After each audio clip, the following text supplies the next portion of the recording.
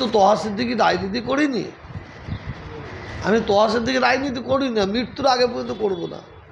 তো মমতা ব্যানার্জি ভালো কাজ করছে, উন্নয়ন করছে, তাকে সাপোর্ট করতে আমার কী অসুবিধা আছে? যখনই উনি উন্নয়নের থমকে যাবে, উনি পিছিয়ে যাবে, তখন আমি সরে যাব। আর ওনার বাবাকে এই জন্য জিজ্ঞেস করতে বলছি, ওনার বাবা ওই আমরা একটুখানি ওই পাশে থাকতাম বলে আমাদের সঙ্গে বড় বড় কথা বলতো, খুব বড় বড় কথা বলতো। তার কারণ আছে, উনি অন্যায় বলতেন না, কেন আমাদের ফুরফুরা শরীফের বাপ দাদুর 14 পুরুষ আমার রাজনীতিকে কোনো পাত্তা দিই না। আমি আপনাকে আবার বলছি, যদি ফুরফুরা শরীফ রাজনীতি করতো, রাজনীতির বেড়াজালে থাকতো, ফুরফুরার পীর আবু বকর সিদ্দিকী রহমাতুল্লাহ আলাইহে, ফুরফুরার পীর আবু বকর সিদ্দিকীকে আমরা পশ্চিমবঙ্গের মুখ্যমন্ত্রী দেখতাম, এতে কোনো সন্দেহ নাই, 110% নিঃসন্দেহ। আমরা যদি রাজনীতি করতাম, রাজনীতি পরিবারের লোক হতাম, তাহলে আমার দাদু পীর আবু বকর সিদ্দিকী রহমাতুল্লাহ, যাকে বাংলার মানুষ, সারা ভারতবর্ষের মানুষ যাকে সম্মান করে, বাংলার মানুষ যার জুতোকে মাথায় তাজ হিসাবে রাখে, তিনাকে মুখ্যমন্ত্রী আমরা দেখতে পেতাম। কারণ পীর আবু বকর সিদ্দিকী এবং তার 5 সুযোগ্য আওলাদ, ওনারা কোনোদিন রাজনীতি করে না। ওনারা যারা রাজনীতি করে তাদের জন্য দোয়া করে, যারা দেশের দাসের কাজ করবে, মালিক যেন তাদের জয় করে। আর ললিপপ ধরিয়ে দিয়েছে, আর কি বলবো, যে মুখ্যমন্ত্রী চাণক্য মুখ্যমন্ত্রী।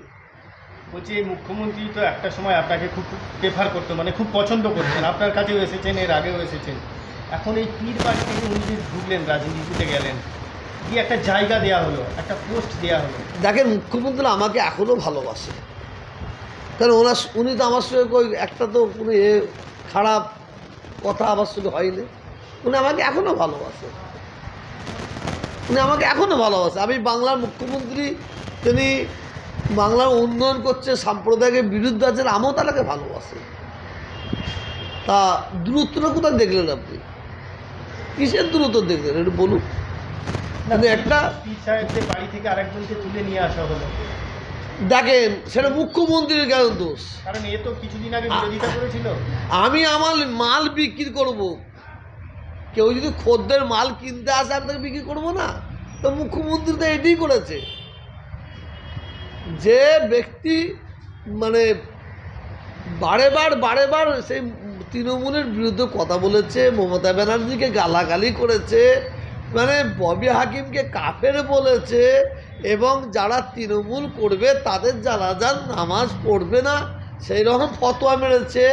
মানে আবার আমি আবার মমতা আমাকে ভালোবাসে বলে আমি খেয়ে খেয়ে জিভ মোটা হয়ে গেছে আমার, কত ভাষা ইউজ করেছে। হ্যাঁ, সেই ব্যক্তি আবার সেই মমতা ব্যানার্জির পা চাটার জন্য চলে গেছে, মমতা ব্যানার্জির জুতো চাটার জন্য চলে গেছে। যাদের ঘরে এই ধরনের কথা বলেছে তাদের প্রত্যেকের পা চাটার দরকারও, যে ভাই তো আমি যে একজন ভুল বলেছিলাম, ভুল বলেছি, তোমরা যে জায়গায় ছিলে ঠিক ছিলে, তো আমার অন্যায়ের জন্য তোমাদের পা চাটি, আমি পায়ে ধরে ক্ষমা করি, এটা ক্ষমা চেয়ে উচিত বলে। আর আমার কানার কিবারা চিবা দিন, शेर पत्थर चिबा के मर जाएगा, ঘাস নেই খায়েগা। আমাকে যদি বলেন আপনি কাকে নেতা হিসাবে মানেন, আমি আমার বাপ দাদু 14 পুরুষ, হ্যাঁ, বাংলার মুসলিম সমাজ যাকে নেতা বলে মেনেছে, তার জন্য এক সেকেন্ডে জীবন দিতে পারি। আমার নেতা হচ্ছে নবী মুহাম্মদুর রাসূলুল্লাহ সাল্লাল্লাহু আলাইহি সাল্লাম। তবে পশ্চিমবাংলার মুখ্যমন্ত্রী ভালো কাজ করছেন, তার জন্য ওনার পাশে আছে, তাকে সমর্থন করছি। বাংলার মানুষ সমর্থন করছে, জাতি ধর্ম বর্ণ নির্বিশেষ সমর্থন করছে। কিন্তু দু আসলার মতন কথা বলতে আমি রাজি নই। আমি নাই কথা বলবো, অন্যায় অন্যায়, নাই নাই নাই নাই, অন্যায় অন্যায়, সত্য কথা আমাকে বলতে হবে। তাহলে আজকে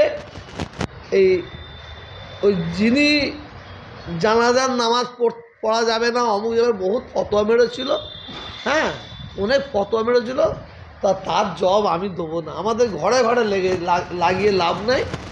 বাংলার মানুষ দিচ্ছি, ওই সোশ্যাল মিডিয়ায় খুললে আমি ভালো মতন পাচ্ছি, মানে এমনভাবে মানুষ লিখছে, এতে খুব দুঃখ লাগছে। সে যাই হোক পীর পরিবারে আছেন তো, তবে ওকে দিয়ে ফুরফুরা শরীফকে বড় মা করতে দেবো না, খুদার কসম খেয়ে বলছি।